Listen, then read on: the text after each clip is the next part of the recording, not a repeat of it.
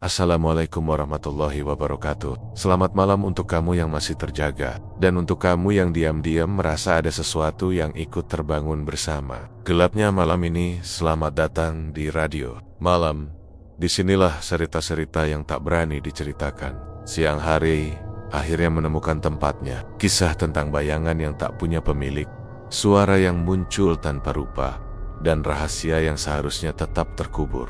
Sore itu, langit Karanganyar mulai menguning, dan udara membawa aroma pedas yang menusuk hidung dari satu warung kecil di pinggir jalan. Warung itu sederhana, berdinding kayu, atap seng bergelombang, dan sebuah papan kecil bertuliskan, Rica Rika, Babi Pak Kasmuri. Dari luar tampak biasa saja, seperti warung rakyat pada umumnya. Tapi entah kenapa, setiap hari, dari jam buka sampai tutup, tempat itu tidak pernah sepi. Pak Kasmuri, pemilik warung, dikenal sebagai pria berumur sekitar 50 tahun. Tubuhnya agak gemuk, wajahnya selalu berminyak karena panas dapur, dan senyumnya tipis seperti senyum orang yang menyembunyikan sesuatu. Orang-orang bilang, dulunya warung itu hampir gulung tikar. Tapi sejak setahun terakhir, tiba-tiba saja warung Pak Kasmuri berubah drastis. Pelanggan datang tanpa henti, bahkan sampai rela antri panjang. Banyak yang bilang rasa masakan Pak Kasmuri seperti ada magnetnya, bikin orang yang sekali makan langsung ketagihan. Sore itu, antrean sudah mengular sampai luar. Motor-motor parkir tidak karuan. Orang-orang berdiri sambil kipas-kipas, menunggu nama mereka dipanggil. Aroma daging yang disuir halus dan bumbu rekerika yang pedas menyengat membuat hampir semua orang menelan ludah. Pak Kasmuri, tambah pedas? Ya, seru seorang pelanggan. Pak Kasmuri hanya mengangguk sekilas. Tangannya cekatan mengaduk wajan besar, sementara wajahnya tetap tanpa ekspresi. Gerakannya tenang, seolah ia sudah hafal setiap detail langkahnya. Tapi ada satu hal yang selalu membuat orang bertanya-tanya, kenapa dapurnya tidak boleh dimasuki siapapun. Bahkan, karyawan baru pun tidak diizinkan. Mereka hanya boleh melayani, mencatat pesanan, dan mengantar makanan. Untuk urusan dapur dan masak, hanya Pak Kasmuri yang boleh masuk. Pintu dapur selalu tertutup rapat, dan ada gembok kecil di bagian dalamnya. Setiap kali seseorang mendekat terlalu jauh, Pak Kasmuri akan langsung menegur dengan suara rendah tapi tajam. Di warung itu juga tidak ada suara ceria seperti warung lain. Tidak ada musik, tidak ada tawa karyawan. Yang terdengar hanya bunyi wajan, suara helaan napas, dan sesekali suara langkah Pak Kasmuri menggesek lantai kayu dari dapur. Namun, seaneh apapun suasana itu, pelanggan tetap ramai. Beberapa bahkan rela datang hampir setiap hari. Salah satunya adalah Mas Gendon, tukang ojek online yang setiap kali mengambil orderan lewat daerah itu, pasti menyempatkan diri mampir. Entah kenapa ya, rasanya nagih banget, katanya pada temannya. Baru sehari nggak makan, kepala rasanya pening. Temannya tertawa, menganggap itu bercandaan. Tapi tidak bagi Mas Gendon. Ada gurat kelelahan di wajahnya, seolah tubuhnya memaksa untuk kembali ke warung itu. Sementara itu, warga sekitar mulai memperhatikan sesuatu yang janggal. Dulu warung itu tidak pernah menghasilkan aroma sekuat ini. Tapi sejak Pak Kasmuri merenovasi bagian belakang, aroma pedas bercampur anyir sering muncul, terutama menjelang maghrib. Selain itu, beberapa kali terdengar suara seperti benda berat diseret dari arah gudang penyimpanan daging. Paling dia beli daging banyak, kata seorang warga berusaha menenangkan diri. Tapi bau itu, bau yang kadang seperti daging gosong bercampur tanah basah, membuat banyak orang tidak nyaman. Meski begitu, anehnya, pelanggan tetap berdatangan. Pada malam tertentu, seorang pelanggan baru bernama Tio datang untuk mencoba rekerika viral itu. Ia duduk dekat pintu dapur, tanpa sengaja memperhatikan celah kecil di bawah pintu. Dari celah itu, ia melihat bayangan bergerak perlahan. Bentuknya aneh, seperti telapak tangan besar dengan jari-jari panjang. Gerakannya lambat, tapi jelas bukan tangan manusia. Tio menatap celah itu lama, memastikan matanya tidak salah lihat. Tapi begitu ia memundurkan kepala, Pak Kasmuri tiba-tiba muncul dari arah dapur dan menutup celah itu dengan kain lap basah. Mas, jangan duduk di situ. Anginnya nggak bagus, ujar Pak Kasmuri sambil tersenyum kecil, tapi senyumnya tidak sampai ke mata. Tio langsung merinding. Ia memindahkan tempat duduknya, mencoba mengabaikan apa yang baru saja dilihatnya. Saat hidangan datang, Aromanya membuat ia lupa rasa takutnya. Dan setelah suapan pertama, kepalanya terasa ringan, seolah ada sesuatu yang menenangkan. Ia tidak sadar bahwa matanya mulai sayu, dan untuk sesaat, suara-suara aneh dari dapur terdengar seperti lantunan nada yang menina bobokan. Hehe, cocok, gumam Pak Kasmuri dari balik dapur. Suaranya pelan tapi serak, seperti bisikan yang tidak ingin terdengar. Dari luar, warung tetap tampak biasa. Orang-orang makan, tertawa, dan memuji masakan Pak Kasmuri. Mereka tidak tahu apa yang sedang bergerak di balik pintu itu. Mereka tidak tahu aroma kuat yang menguar setiap sore, bukan hanya aroma bumbu, tapi sesuatu yang jauh lebih gelap. Dan mereka tidak tahu bahwa beberapa pelanggan setia yang dulu sering duduk di sudut warung itu sudah tidak pernah terlihat lagi, seolah lenyap begitu saja. Warung itu tetap ramai, semakin ramai, tetapi tidak ada yang sadar bahwa setiap piring rekerika yang tersaji menyimpan rahasia gelap yang mulai menunggu korban berikutnya. Beberapa minggu setelah warung rekerika, babi milik Pak Kasmuri semakin terkenal. Mulai muncul kabar yang membuat warga Karanganyar gelisah. Awalnya hanya bisik-bisik kecil, bahkan dianggap gurauan. Namun, lama-lama berita itu semakin jelas. Beberapa pelanggan setia warung Pak Kasmuri menghilang tanpa jejak. Yang pertama hilang adalah Mas Gendon, tukang ojek online yang hampir setiap hari makan di sana. Orang-orang mengira ia mudik ke kampung halamannya karena motor dan jaket ojolnya tidak terlihat lagi. Tapi setelah 3 hari, istrinya datang ke pos ronda sambil menangis, mengatakan bahwa suaminya tidak pulang sejak pamit mau ambil orderan dekat warung Ricarika.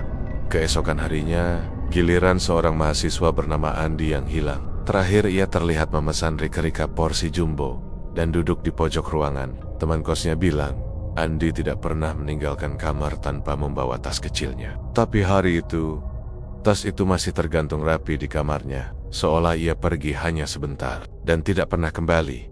Setelah 2 kasus itu, warga mulai waspada. Namun tetap saja, warung itu tidak pernah sepi. Bahkan beberapa pelanggan yang hilang justru membuat orang-orang semakin penasaran anehnya. Seolah warung itu punya daya tarik tersendiri yang menutupi rasa takut mereka.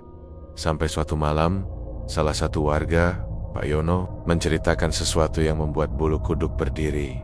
Aku lihat Gendon malam-mulam lewat depan rumahku. Katanya, lirik, jalan pelan banget, kayak orang linglung. Tapi yang aneh, kulitnya pucat, matanya kosong.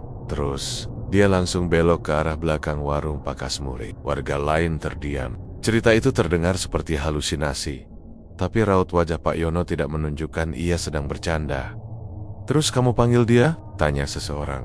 Panggil, tapi dia nggak noleh sama sekali. Jalannya kayak diseret, tapi kakinya nggak seret. Ngerti, ora, kayak nggak nyentuh tanah. Tidak ada yang berani menanggapi. Udara di pos ronda malam itu terasa sangat dingin. Meski angin hampir tidak bergerak, di sisi lain polisi mulai melakukan penyelidikan. Mereka mendatangi beberapa lokasi terakhir para korban terlihat. Dan dari semua laporan saksi, ada satu pola yang sama.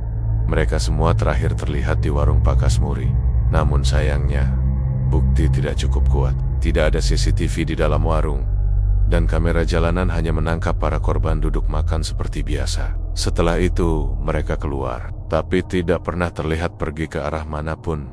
Sementara polisi masih kebingungan. Warung tetap buka seperti tidak terjadi apa-apa. Bahkan Pak Kasmuri tampak lebih ceria dari biasanya. Ia sering menepok-nepok pundak pelanggan sambil berkata, "Tambah pedas ya, biar makin nagih." Banyak yang tidak menyadari bahwa mata Pak Kasmuri tampak makin cekung, seperti kurang tidur. Tapi di balik lingkar hitam itu, ada cahaya aneh, seperti kilatan kecil yang sulit dijelaskan. Malam hari, ketika warung sudah tutup, ada seorang pemuda bernama Tio yang tidak sengaja lewat depan warung setelah pulang kerja. Ia melihat lampu dapur masih menyala. Awalnya tidak ada yang aneh, tapi saat ia memperlambat langkahnya, ia mendengar sesuatu, suara seperti rintihan, pelan, lirih, dan putus-putus. Suara itu terdengar dari belakang dapur, dari arah gudang penyimpanan daging. Tio berhenti. Jantungnya mulai berdegup lebih cepat. Ia mendekat pelan, menajamkan telinganya. Tolong, tolong. Suara itu seperti suara orang yang kehabisan tenaga. Bukan teriakan, melainkan bisikan terakhir seseorang yang sedang sekarat. Tio menelan ludah, mencoba memastikan. Saat ia melongok sedikit ke celah ventilasi, bau busuk menyengat langsung menerjang hidungnya. Bau itu bukan bau daging biasa, lebih pekat, lebih menyengat, seperti daging yang sudah membusuk bercampur darah segar.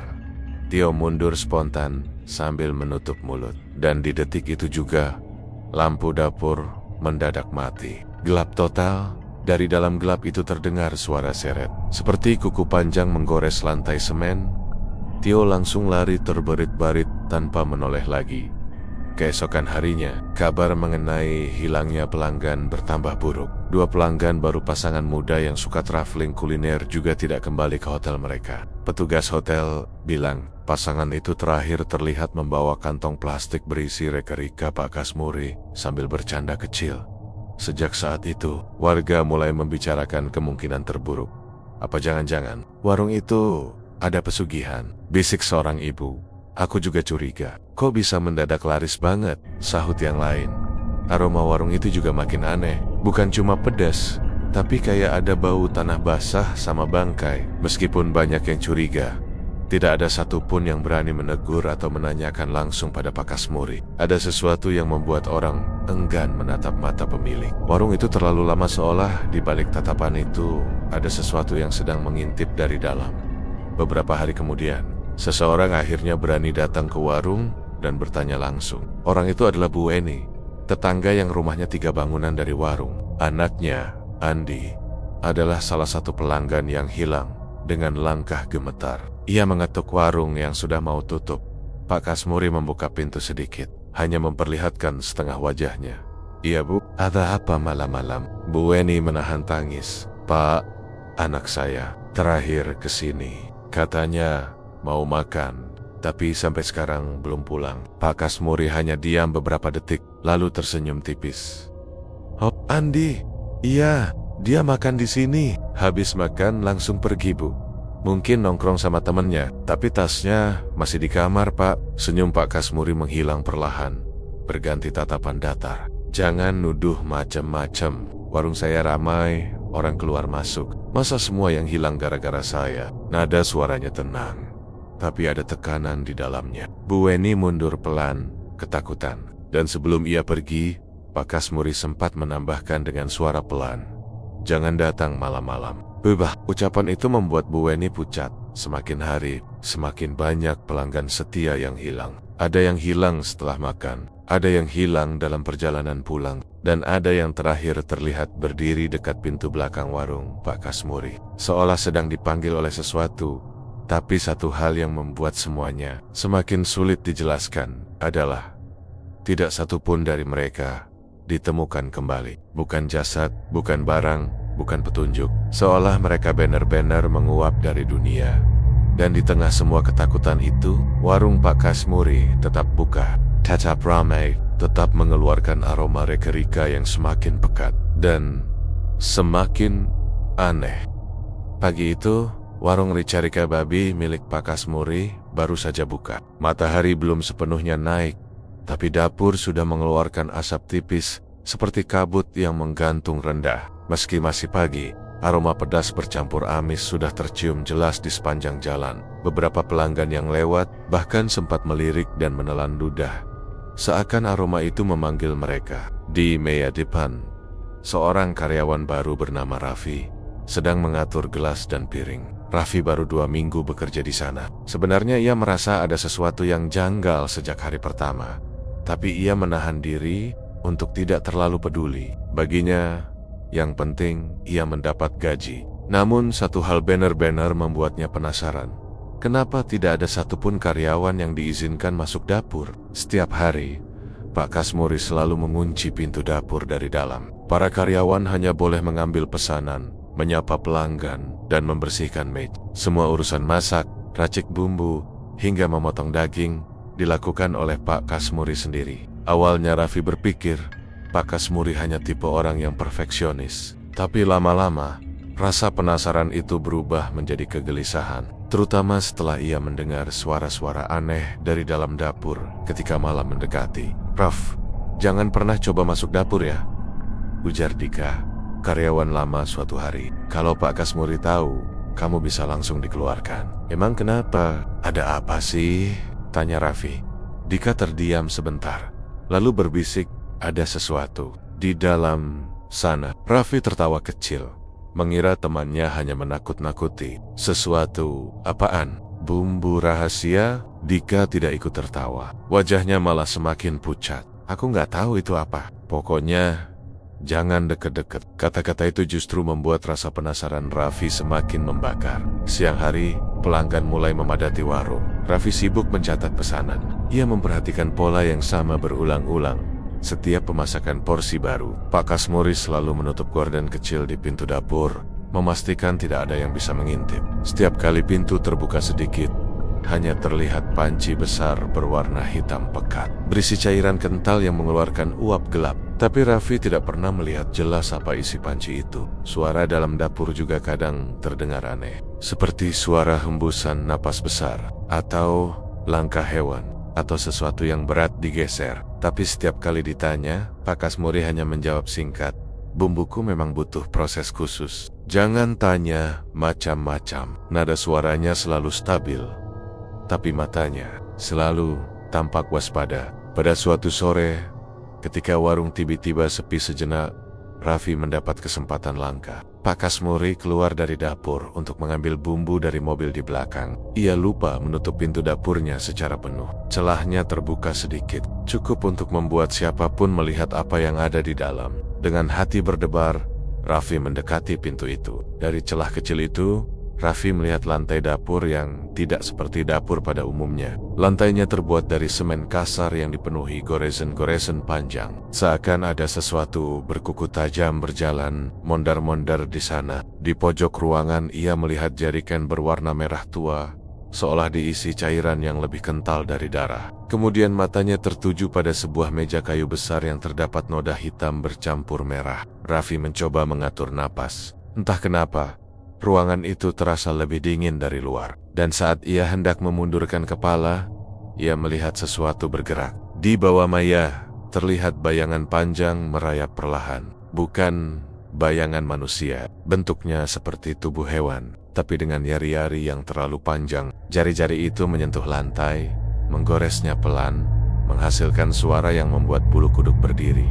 Krik, KRKKK. Raffi, matanya tidak bisa berpaling. Bayangan itu membesar, semakin dekat. Lalu tiba-tiba, Raffi, suara Pak Kasmuri membuatnya tersentak keras. Raffi langsung melompat mundur beberapa langkah. Wajahnya pucat. Pak Kasmuri berdiri di belakangnya sambil memegang kantong plastik besar yang berat. "Kamu ngapain di situ?" Suara Pak Kasmuri terdengar pelan, tapi sangat tajam. "Esa, saya cuma mau ambil sendok, Pak. Sendok ada di depan. Kamu nggak perlu dekat-dekat dapur." Tatapan matanya dingin, seperti menembus kepala Raffi. Raffi hanya bisa mengangguk cepat. Pak Kasmuri menutup pintu dapur dengan cepat dan mengunci gemboknya. Suara klik gembok itu terdengar jelas dan keras, seolah menegaskan bahwa tidak ada manusia yang boleh tahu apa yang benar-benar terjadi di dalam sana. Malamnya, setelah warung tutup, Raffi hendak pulang bersama Dika, tapi ia ingat helmnya tertinggal di dalam. Ketika ia kembali ke warung, lampu dapur masih menyala. Dari celah bawah pintu, terlihat cahaya kuning redup dan bayangan bergerak. Raffi mendekat, menahan napas. Ia mendengar suara sesuatu mengunyah, pelan tapi jelas. Suara itu seperti hewan besar sedang makan daging mentah. Di sela-sela suara mengunyah itu, Raffi mendengar gumaman rendah. Suara Pak Kasmuri, "Tenan, besok ada lagi. Jangan kerasukan dulu." Lendak, sesuatu menghantam pintu dari dalam. Raffi melompat mundur dengan panik. Suara itu disusul geraman rendah yang membuat jantungnya hampir melompat keluar. Tanpa pikir panjang, Raffi lari keluar warung secepat mungkin. Dari kejauhan, ia menoleh sekali. Pak Kasmuri sedang berdiri di depan pintu dapur, memandangi Raffi yang menjauh. Matanya tampak merah, samar tapi jelas. Keesokan paginya, Raffi memutuskan berhenti bekerja. Ia tidak pamit. Ia tidak mengambil gajinya. Ia hanya ingin pergi sejauh mungkin dari tempat itu. Dika mencoba menghubunginya, tapi tidak dapat jawaban apa-apa. Dan setelah Raffi pergi, Warung tetap berjalan seperti biasa. Pintu dapur tetap tertutup, tetap terkunci, tetap menyimpan sesuatu yang tidak boleh dilihat manusia. Namun sejak hari itu, satu hal berubah. Aroma dari dapur semakin kuat. Aroma pedas, manis, anyir bercampur menjadi satu. Aroma yang membuat orang ketagihan, dan aroma yang membuat semakin banyak pelanggan setia tidak pernah kembali pulang. Beberapa hari setelah Raffi berhenti bekerja, suasana warung Rika Babi milik Pak Kasmuri tidak berubah. Pelanggan masih berdatangan, aroma pedas bercampur anyir masih menebar dari pagi hingga malam. Namun ada satu hal yang mulai diperhatikan. Warga sekitar warung itu kini terasa jauh lebih gelap dari biasanya, terutama bagian belakangnya. Warung Pak Kasmuri memang memiliki halaman kecil di belakang, semacam gang sempit yang dipenuhi pot-pot tanaman tua dan tumpukan kardus bekas. Biasanya tempat itu sepi dan tidak pernah diperhatikan siapapun. Tapi sejak beberapa minggu terakhir, beberapa warga mengaku melihat bayangan aneh di sana. Sosok itu tidak pernah terlihat jelas. Kadang hanya bayangan hitam yang bergerak cepat. Kadang terlihat seperti tubuh manusia, tapi jalannya terlalu melata, terlalu rendah, dan kadang terlihat seperti seseorang berdiri diam sangat lama, menatap jendela dapur dari luar. Yang pertama melihat sosok itu adalah Narto, penjaga toko kelontong dekat warung. Suatu malam, ketika ia hendak menutup tokonya, ia melihat sesuatu bergerak di balik warung Pak Kasmuri. Awalnya ia mengira itu kucing, karena jalannya merayap pelan. Tapi ketika ia memperhatikan lebih jelas, bulu kuduknya langsung berdiri. Tubuh itu terlalu besar untuk ukuran kucing, terlalu panjang, dan seolah mempunyai bahu seperti manusia, tapi punggungnya terlalu melengkung. Wajahnya tidak terlihat, tapi Narto mendengar napas berat, napas yang sangat dalam. Seperti hewan besar yang kelaparan, ia langsung menutup tokonya sepat-sepat dan mengunci pintu dengan tangan gemetar. Pokoknya, Apa Panet bukan manusia, katanya pada istrinya malam itu. Tapi istrinya hanya menganggap Narto terlalu lelah bekerja. Beberapa hari kemudian, giliran seorang pemuda bernama Bagas, pelanggan tetap warung, yang mengalami kejadian aneh. Malam itu ia pulang agak larut setelah nongkrong bersama temannya. Ketika melewati belakang warung, ia melihat seorang perempuan duduk membelakanginya. Rambutnya panjang terurai menutupi wajah. Bagas berhenti.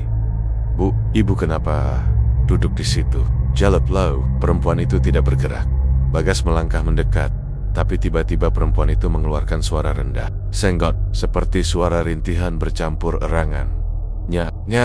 Bagas merinding. Suara itu tidak seperti suara manusia. Efeknya seperti suara dari tenggorokan yang penuh lendir. Ia hendak mundur, tapi perempuan itu perlahan menoleh. Dan saat wajahnya terlihat, Bagas langsung lari terberit-berit tanpa menoleh lagi. Wajah itu bukan wajah manusia biasa.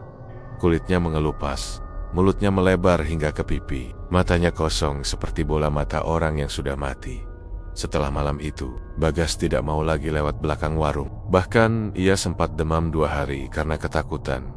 Kejadian demi kejadian itu membuat warga mulai resah. Mereka saling bertanya-tanya, tapi tidak berani bicara terlalu keras. Semua tahu perubahan besar itu terjadi sejak warung Pak Kasmuri makin sukses. Namun tidak ada yang berani menuduh terang-terangan, terutama karena Pak Kasmuri, entah kenapa, tampak semakin berbeda. Badan Pak Kasmuri semakin kurus. Pipi cekungnya terlihat seperti tulang menonjol. Tapi yang paling mencuri perhatian adalah matanya. Mata itu sering terlihat merah, seolah kurang tidur berhari-hari. Kadang kalau ia menatap seseorang, tatapannya terlalu dalam, seperti sedang mengukur jiwa orang itu.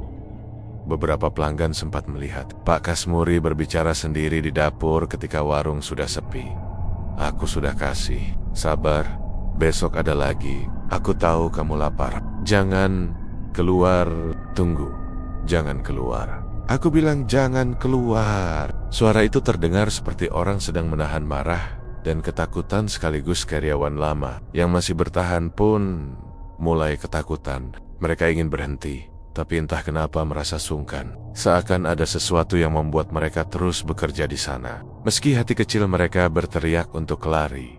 Suatu malam, Dika, karyawan lama dan teman Raffi, akhirnya memberanikan diri pergi ke warung seorang diri. Ia ingin mengambil helm dan tas kecil Raffi yang masih tertinggal di rak barang karyawan. warung sudah tutup. Tapi lampu belakang masih menyala. Ketika ia melewati gang samping warung, ia mendengar suara berat dari arah belakang. Suara itu seperti hewan besar sedang menggeram. Herah, Dika mundur perlahan, tapi rasa penasarannya mengalahkan ketakutan. Ia melongokkan kepala sedikit, mengintip ke arah belakang warung. Di antara cahaya lampu redup, ia melihat sosok besar sedang membungkuk. Rambutnya panjang kusut, tubuhnya kurus tapi sangat panjang, seperti tuling-tulungnya ditarik tidak wajar. Tangan sosok itu menelusuri dinding dapur, menggoresnya pelan, menghasilkan suara mengerikan. Kerkat, KKK. Dika menahan napas. Lalu sosok itu menengok perlahan. Wajahnya seperti wajah salah satu pelanggan yang hilang. Mata kezong, mulut menganga, mengeluarkan suara haus, tapi tubuhnya bukan manusia lagi. Dika hampir berteriak, tapi sebelum ia sempat bergerak, pintu belakang warung terbuka. Pak Kasmuri keluar sambil membawa panci besar berisi cairan merah pekat. "Masuk," katanya dengan suara berat dan tegas. Sosok panjang itu langsung merangkak cepat masuk ke dapur, seperti anak kecil yang dipanggil ibunya. Pak Kasmuri menutup pintu perlahan, lalu menoleh ke arah Dika. Wajahnya datar, tanpa ekspresi. Namun dari matanya terlihat sesuatu bergerak, sesuatu yang tidak seharusnya ada di mata manusia. "Kamu lihat apa?" Dika gemetar.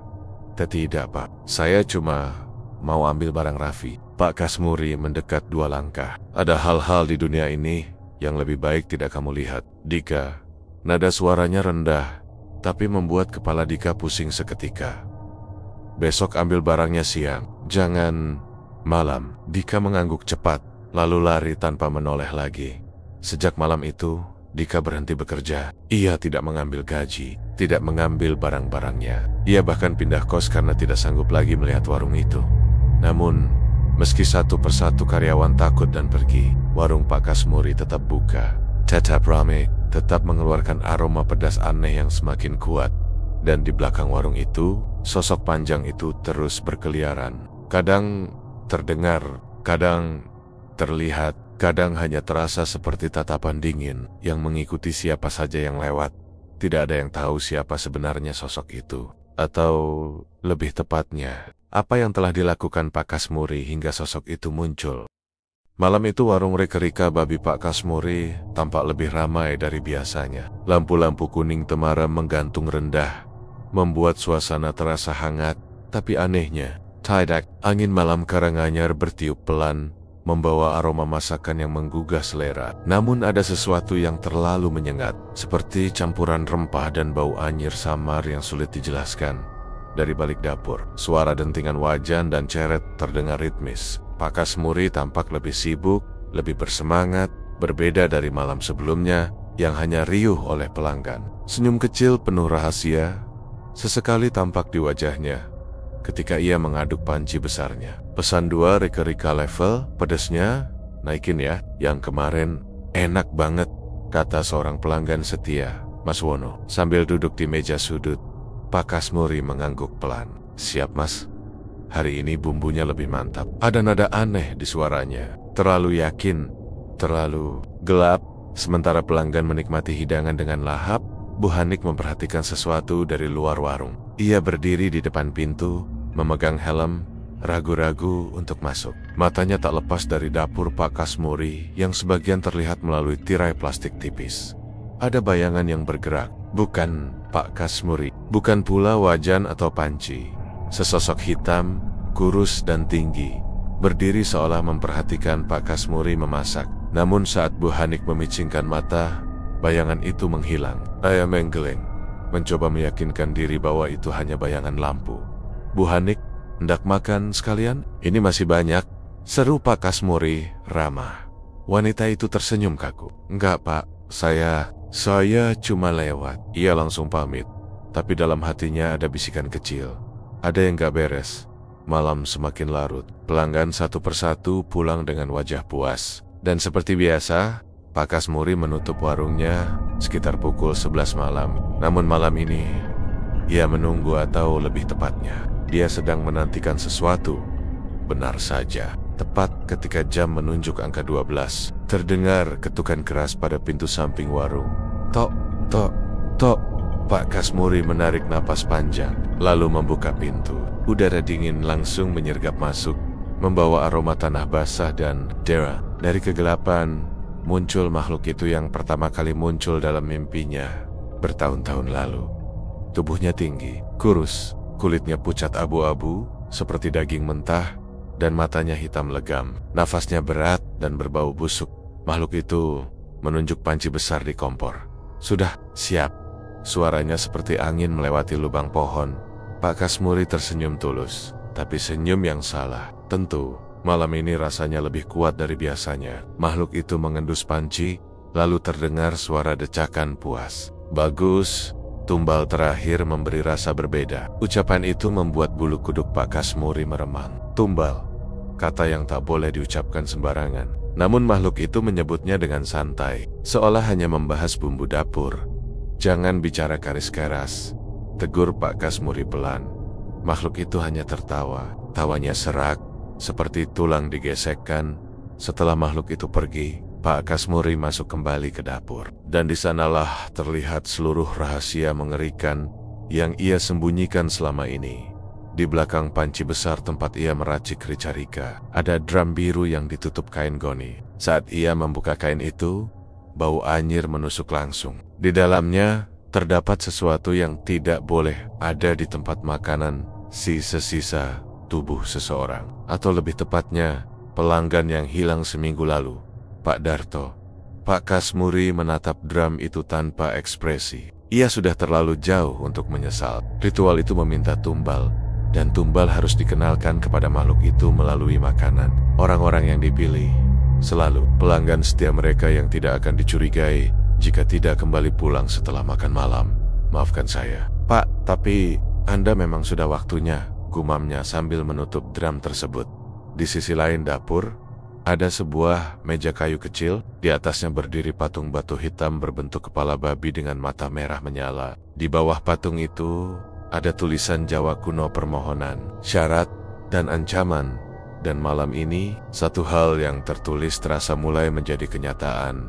Yang memberi makan harus memberi nyawa. Yang menerima nikmat harus menjadi bagian dari perjamuan. Ketika tengah membereskan dapur, Pak Kasmuri mendengar suara seseorang mengetuk pintu depan.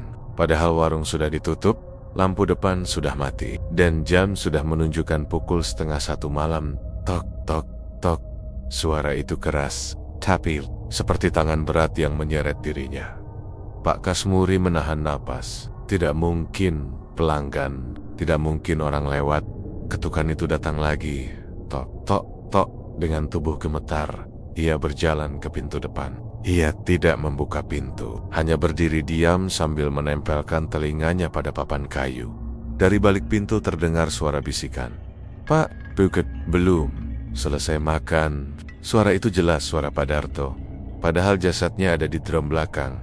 Wajah Pak Kasmuri langsung pucat, tenggorokannya kering. Ini bukan lagi suara makhluk perjanjian, bukan suara manusia, bukan pula suara hantu biasa. Ini suara seseorang yang sedang menagih balasan. Dan dari luar pintu terdengar suara kunyahan ganas, basah, dan berulang krak, klak. Seolah seseorang orang yang seharusnya sudah mati sedang makan sesuatu tepat di depan warung yang sudah gelap itu. Pak Kasmuri mundur pelan, bibirnya bergetar. Malam itu ia sadar satu hal. Tumbal yang diberikan tidak selalu diam. Ada yang datang kembali untuk mengambil bagian yang hilang. Pagi menjelang di Karanganyar, matahari mulai naik pelan di balik bukit. Namun, warung reka-reka babi milik Pak Kasmuri masih tertutup rapat. Biasanya, sebelum jam 9, ia sudah membuka pintu, menata meja, menyetel kipas angin, dan mencuci peralatan makan. Tapi hari itu, tirai bambu warung tetap tertutup, seolah warung itu tidak ingin dijamah siapapun.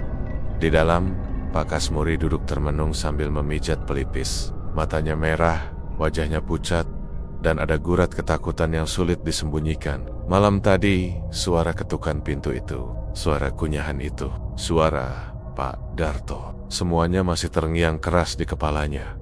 Ia bahkan tidak tidur, hanya duduk di pojok dapur sambil memegang golok, berharap makhluk atau sosok siapapun tidak membuka pintu warungnya.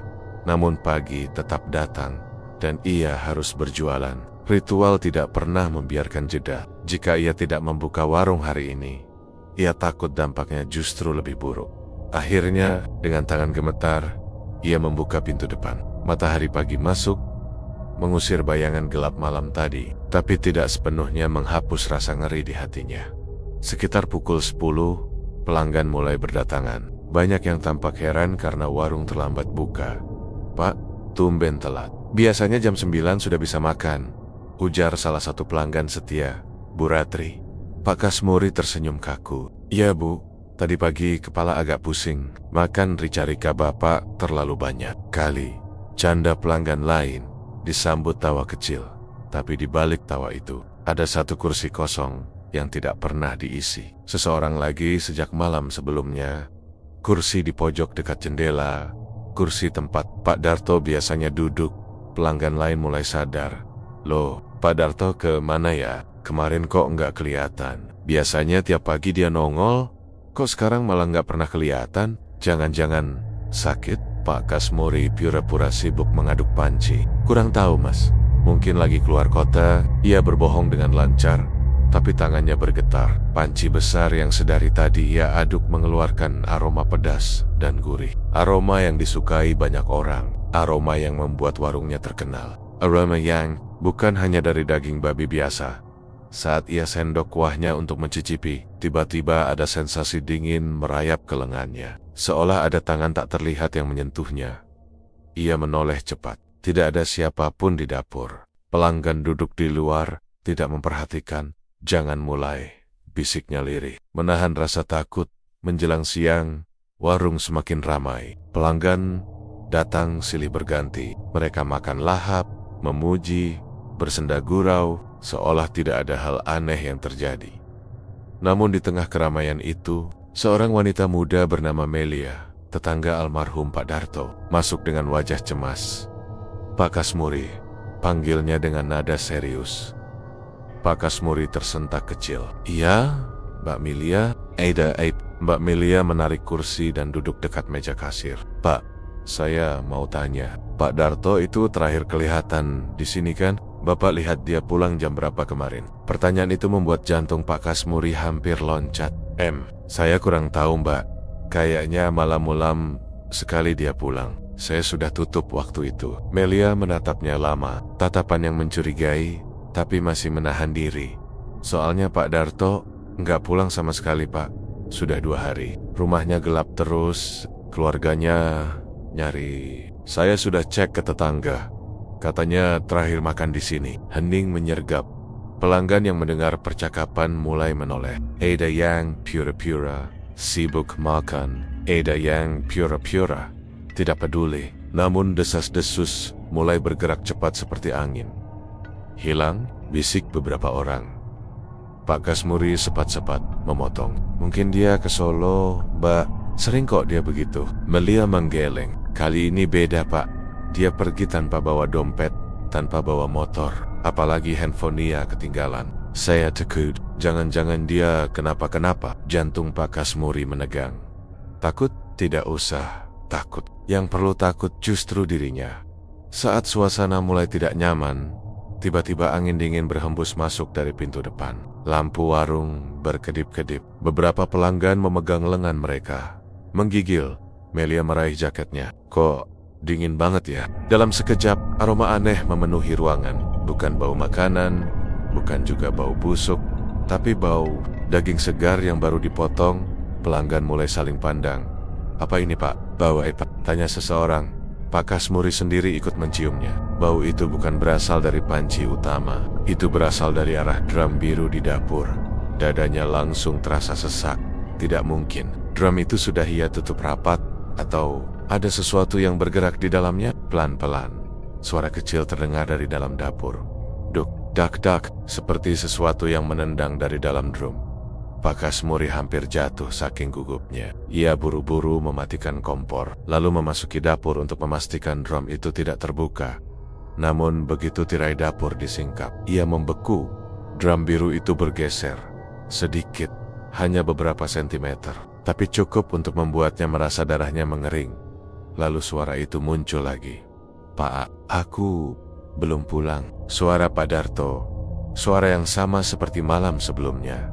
Pak Kasmuri menutup mulutnya, menahan teriakan, tubuhnya gemetar, nafasnya tersengal. Ia tahu ritual itu punya risiko. Ia tahu Tumbal tidak akan pergi dengan tenang, tapi ia tidak menyangka arwahnya mengikuti sampai sejauh ini.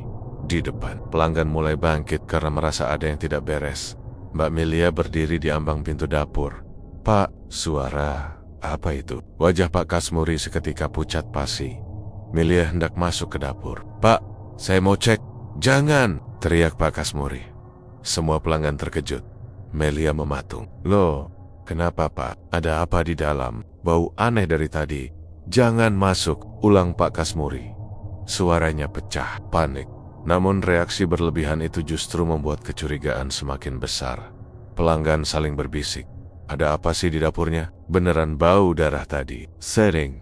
Amate. Suasana yang awalnya ramai, kini berubah tegang. Warung yang biasanya penuh tawa berubah menjadi tempat penuh bisikan dan tatapan waspada. Pak Kasmuri kembali ke depan, mencoba tersenyum palsu. "Tolong jangan dipikir macam-macam. Ada bahan yang jatuh di dalam." Biasa, namun ia tidak sempat menyelesaikan kalimatnya. Pintu dapur tiba-tiba terbuka sendiri perlahan, berdecit panjang, seperti ada seseorang di baliknya yang mendorong dari dalam, dan dari dalam kegelapan dapur muncul bau darah segar yang begitu menyengat. Pelanggan serempak mundur. Melia menutup hidung. "Pak, saya harus lihat." Pak Kasmuri memekik. "Jangan, tidak boleh." Tapi terlambat. Sebuah tangan pucat, penuh bekas sayatan dan darah mengering, terjulur keluar dari balik pintu dapur. Pelanggan menjerit. Melia langsung pucat seperti kain. Tangan itu bergerak pelan, seperti sedang meraba-raba udara, mencari seseorang. Dan dari dalam terdengar suara lirih, suara yang tidak mungkin dimiliki orang hidup. "Aku belum pulang, Pak. Aku belum selesai makan." Di tengah kekacauan itu, Pak Kasmuri hanya bisa berdiri diam. Wajahnya hancur oleh rasa bersalah dan ketakutan. Ia tahu ini adalah peringatan. Tumbal terakhir telah kembali, dan ia menuntut balas. Suasana di warung Rikorika Bobby Pak Kasmuri mendadak berubah kacau setelah munculnya tangan pucat itu dari balik pintu dapur. Namun sebelum siapapun benar-benar melihat lebih jelas, pintu dapur menutup sendiri dengan keras. BR, seolah ada sesuatu di dalam yang tidak ingin terlihat terlalu lama. Semua pelanggan sontak berdiri, beberapa berlari keluar. Sebagian menjerit, sisanya hanya bisa mematung dengan wajah pucat Melia, yang tadi berniat menyelidiki hilangnya Pak Darto, kini gemetar sambil memegang dada. "Pak, apa yang barusan itu?" "Itu tangan manusia kan?" Tapi Pak Kasmuri hanya berdiri di tengah warung, membatu. Tatapannya kosong, seakan jiwanya terlepas. Berkali-kali ia mencoba bicara, tapi lidahnya kaku. Nafasnya tersengal, seperti orang yang baru diseret keluar dari mimpi buruk. Aku bisa jelaskan." Suaranya bergetar. "Jelaskan." Melia menatapnya dengan mata melebar. "Tadi itu tangan siapa? Kenapa bisa keluar dari dapur Bapak?" Pelanggan lain menimpali. "Kotorannya nggak bener ini. Bau darah dari tadi." "Itu apa?" "Pak, jangan main-main. Ini bisa jadi kasus besar." Pak Kasmuri mundur selangkah. "Tolong, jangan ada yang masuk dapur. Aku bisa jelaskan nanti." Namun setiap kata yang keluar dari mulutnya terdengar tidak meyakinkan. Lebih seperti pembenaran dari orang yang ketakutan akan rahasia kelamnya terbongkar di luar warung. Beberapa pelanggan sudah merekam dengan ponsel. Ada yang memotret pintu dapur yang kini tertutup rapat. Ada yang merekam ekspresi pucat pelanggan lain. Desas-desus cepat menyebar ke warga sekitar. Warung Pak Kasmuri angker. "Ada mayat di dalam, ada orang yang hilang," katanya. Habis makan di situ. Gosip yang tadinya samar kini berubah jadi badai. Pak Kasmuri melihat semua itu, mata-mata menuduh, kamera ponsel yang merekam, warga yang mulai berkumpul di depan pintu warung. Ia semakin panik, dadanya seperti diremas. Ia sudah melakukan kesalahan besar. Ia tidak seharusnya membuka warung hari ini. Dan lebih buruk lagi, ia tidak seharusnya memikirkan bahwa tumbal terakhir akan berdiam diri di drum Sambi Gemita. Pak Kasmuri segera menarik pintu warung. Warung tutup. Semua keluar. Namun ujarannya justru memicu lebih banyak kecurigaan. Pelanggan yang tersisa berhamburan. Melia masih berdiri, tidak mau pergi. Aku nggak pergi sebelum tahu Pak Darto di mana, katanya. Suaranya bergetar tapi tegas. Melia, pulanglah, pinta Pak Kasmuri dengan nada hampir memohon. Ini bukan tempat yang aman. Justru itu. Melia menunjuk pintu dapur. Tangentori, pakaiannya aku kenal. Itu mirip baju yang sering dipakai Pak Darto. Pak Kasmuri membuang pandangan, takut menatap mata Melia. Karena Melia benar. Pakaian yang terlihat dari tangan itu memang sobekan kaos milik Pak Darto. Orang yang ia jadikan tumbal ritual hanya 2 malam sebelumnya.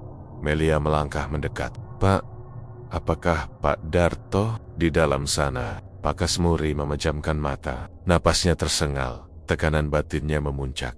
Aku nggak tahu. Suaranya pelan, lemah, dan jelas.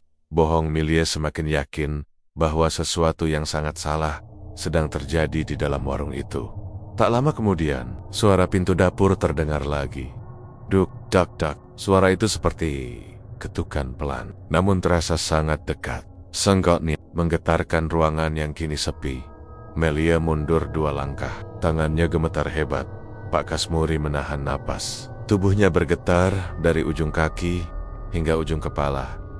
Duk, dak, dak. Suara itu semakin keras. Seakan seseorang di balik pintu dapur ingin keluar. Lalu terdengar suara lirih. Pak, akulah Pak Ar. Suara itu membuat darah Pak Kasmuri serasa berhenti mengalir. Suara Pak Darto serak, tercekik, seperti berasal dari tenggorokan yang rusak. Melia langsung menutup mulut dengan kedua tangannya. Ya Tuhan, Pak, itu suaranya Pak Darto. Dengan panik, Pak Kasmuri melangkah cepat ke dapur, mencoba menahan pintu agar tidak terbuka. Namun begitu tangannya menyentuh gagang pintu, ia langsung merasa sesuatu di balik pintu. Mendorong dari dalam, kuat, ganas, tidak seperti dorongan manusia hidup. Pintu bergetar keras. Jangan keluar. Tolong, jangan keluar, bisik Pak Kasmuri sambil menahan pintu dengan seluruh kekuatannya. Tapi dari balik pintu, suara itu kembali terdengar.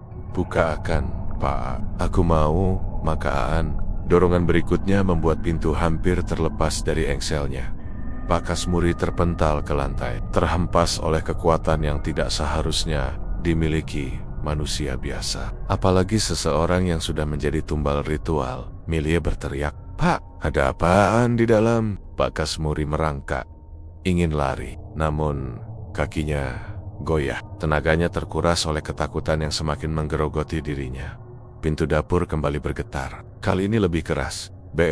Brock, Praak. Melia bersiap lari keluar dari warung, tapi pintu depan tertutup sendiri. Melia mencabut handle pintu, tapi pintunya seperti terkunci dari luar. Tidak bisa dibuka sama sekali. Pak, kita terkunci. Pak Kasmuri menatap pintu depan itu dengan mata melebar ketakutan. Ini pasti ulahnya. Makhluk dari ritual itu. Ia sedang memastikan bahwa tidak ada yang bisa keluar sampai semuanya selesai. Suara dari dapur berhenti mendadak. Keheningan tercipta. Terlalu hening. Tidak ada ketukan. Tidak ada suara gesekan. Tidak ada napas. Hanya sunyi yang membuat bulu kuduk berdiri. Melia menelan ludah. Pak, sudah berhenti. Namun Pak Kasmuri tahu itu bukan pertanda baik. Itu artinya sesuatu sedang menunggu, mencari momen, mengintai dari balik pintu. Dan benar saja, sekejap kemudian, pelan sekali, hampir tidak terdengar, pintu dapur terbuka sedikit. Cek, hanya sebuah celah kecil, gelap, sunyi, mengerikan.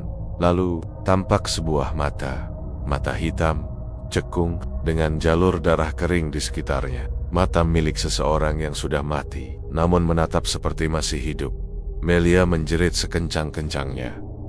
Pak Kasmuri menutup wajahnya dengan kedua tangan. Tubuhnya lunglai sudah terjadi. Dia benar-benar kembali. Mata itu bergeser pelan, mengamati ruangan, mencari sisir. Dan ketika mata itu berhenti, arahnya tepat mengarah ke Pak Kasmuri. Lalu terdengar suara lirih dari balik celah pintu. Pak, aku belum kenyang. Suara itu membuat seluruh tubuh Pak Kasmuri menggigil hebat. Karena yang dipanggil bukan lagi sekadar tumbal, tapi tuannya, pemberi sesaji, orang yang menjadikannya santapan ritual. Dan kini, tumbal itu datang kembali untuk menagih bagian terakhir dari perjanjiannya. Pintu dapur yang setengah terbuka itu membuat suasana warung berubah seperti ruang hukuman. Mata gelap dengan jalur darah kering di sekelilingnya masih menatap lurus ke arah Pak Kasmur. Tidak bergerak, tidak berkedip. Tatapan itu seperti paku dingin yang menusuk langsung ke tulang. Melia bersembunyi di balik meja, tubuhnya gemetar hebat. "Pak, itu beneran Pak Darto?" "Ya." Pak Kasmuri menelan ludah. Kakinya lemas, tapi ia memaksa diri berdiri. Ia tahu betul bahwa ia tidak bisa lari. Pintu warung terkunci oleh sesuatu yang bukan manusia. Ia terjebak bersama makhluk yang seharusnya tidak kembali ke dunia Darto. "Kamu mau apa?" Suara Pak Kasmuri pelan, hampir putus. Tidak ada jawaban. Yang terdengar hanya napas sangat lirih dari balik celah pintu itu. Napas yang terdengar bukan seperti milik manusia hidup, tapi seperti hembusan angin melalui rongga rusak. Pak Kasmuri memundurkan langkah, tetapi suara itu kembali muncul, kali ini lebih jelas. "Pak, aku."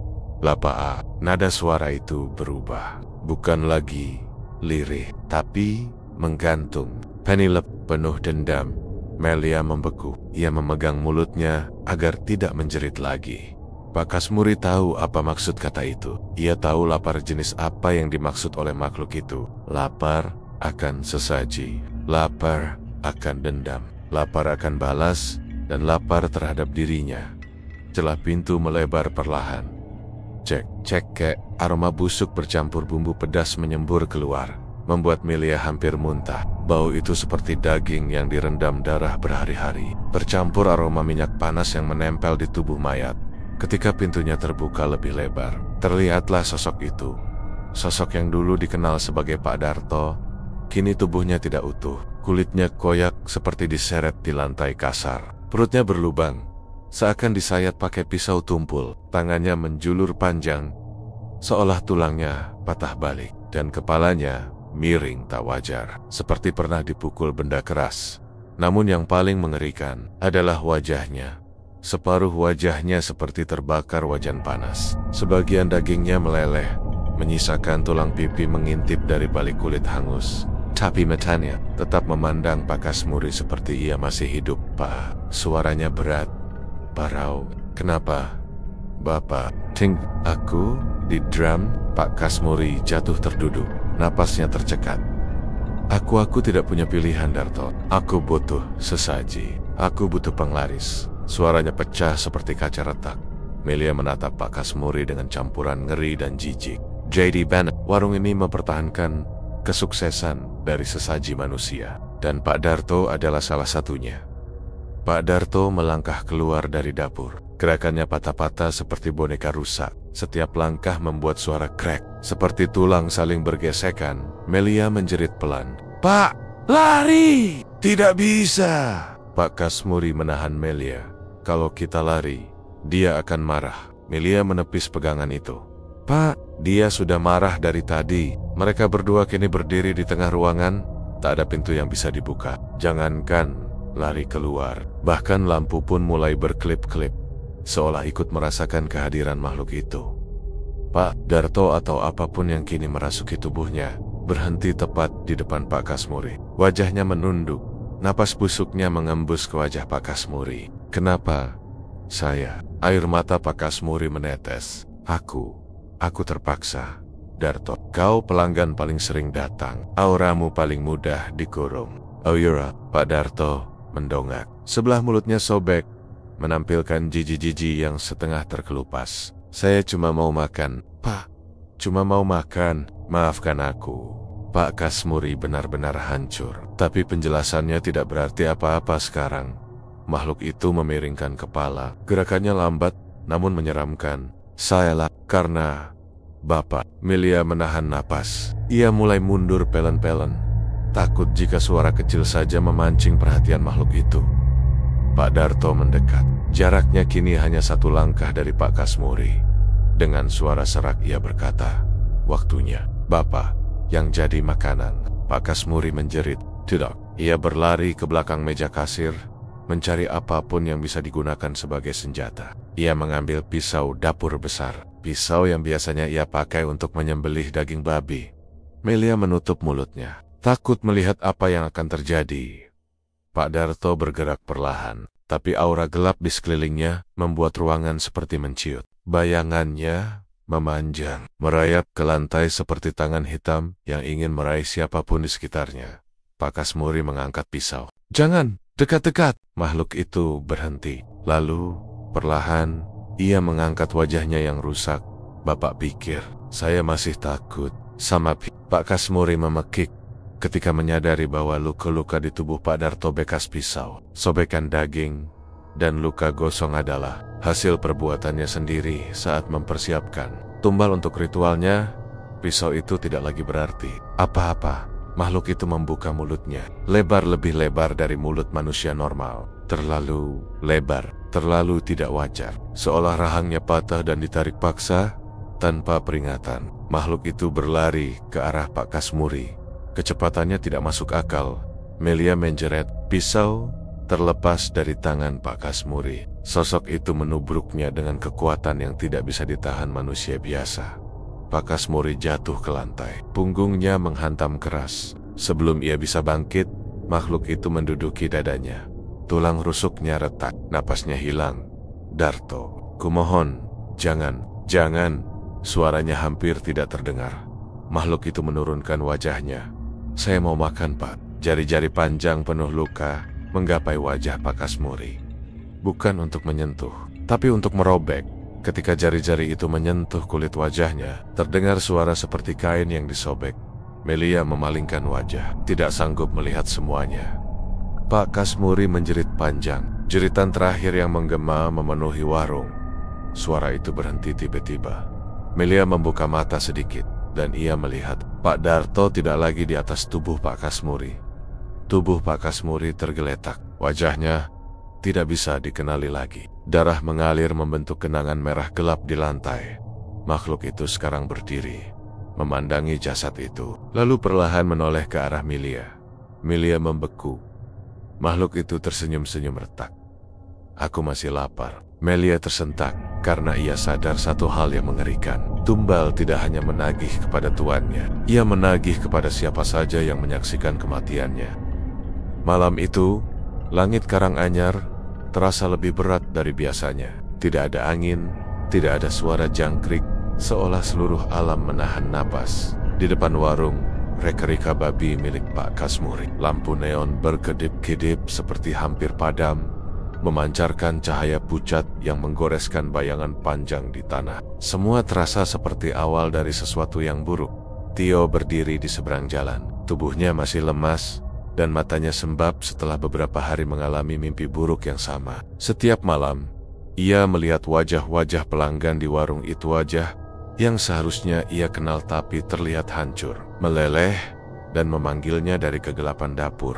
Ia tahu, semuanya bukan mimpi biasa. Ada yang ingin ia lihat, ada yang ingin ia ungkap. Dengan keberanian yang lebih banyak berasal dari keputusasaan, Tio memutuskan malam itu adalah malam terakhir. Malam di mana ia harus membuka pintu dapur yang selama ini ditakuti semua orang. Jika tidak, ia yakin dirinya akan menjadi korban berikutnya ketika ia melangkah mendekati warung. Pintunya terbuka perlahan, padahal lampu tutup masih tergantung di depan. Dari dalam muncul Pak Kasmuri. Dengan wajah lelah, namun matanya memancarkan kesadaran penuh, seolah ia sudah menunggu sejak tadi. "Kamu kembali," kata Pak Kasmuri. Suaranya berat. "Aku tahu kamu akan datang." Tio berhenti beberapa langkah di depannya, berusaha menjaga napasnya tetap stabil. "Saya cuma mau tahu apa yang sebenarnya terjadi di dalam dapur itu," ujar Tio dengan suara bergetar. "Kenapa saya terus mimpi? Kenapa pelanggan-pelanggan itu hilang?" Pak Kasmuri tersenyum. Kali ini tanpa menyembunyikan apapun. Senyum menyerah. "Kamu bukan yang pertama bertanya seperti itu," katanya pelan. "Tapi kamu mungkin jadi yang terakhir." Tanpa memberi kesempatan Tio menolak, Pak Kasmuri membalikkan badan dan berjalan masuk ke warung. Gerakannya lambat, seolah ia menanggung beban bertahun-tahun. Tio menelan ludah, lalu mengikutinya.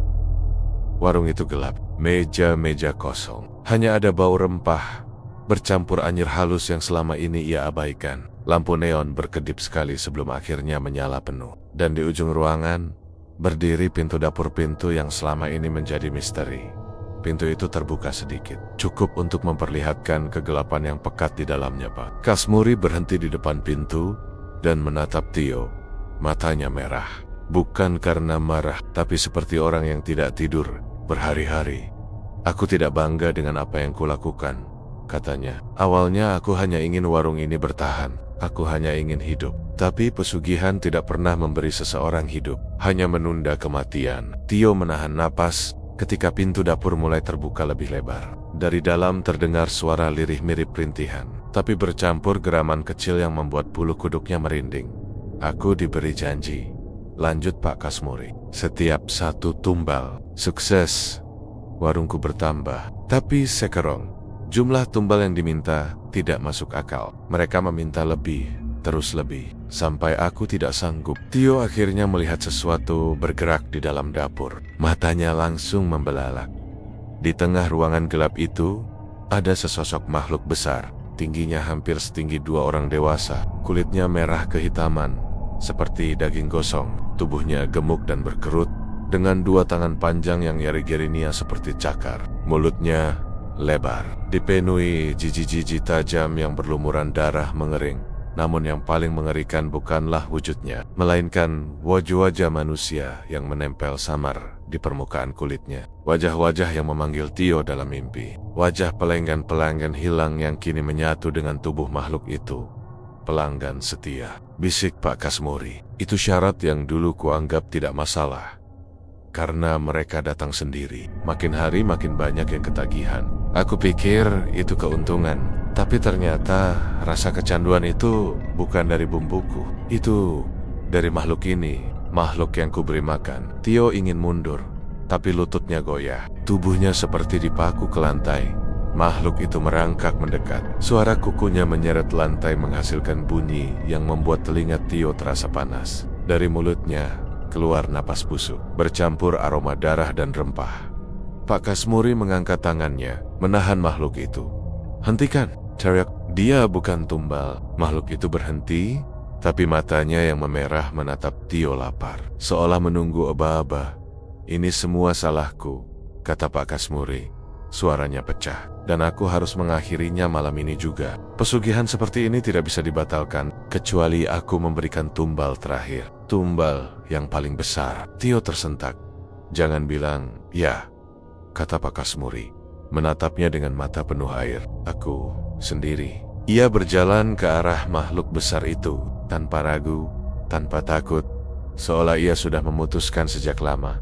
Tapi sebelum aku pergi, ujarnya lirih, aku ingin kamu tahu, jangan pernah percaya pada kesuksesan yang datang terlalu cepat. Setiap yang cepat selalu ada bayangnya. Pak Kasmuri menundukkan kepala sedikit, kemudian berkata pelan, sudah, saatnya. Makhluk itu langsung menyambar tubuh Pak Kasmuri, menariknya ke dalam kegelapan dapur. Suara tulang patah, suara daging koyak, dan teriakan singkat menggema, sebelum akhirnya semuanya kembali sunyi. Hanya ada sisa bayangan makhluk itu yang bergerak perlahan, lalu menghilang ke sela-sela gelap di ruangan.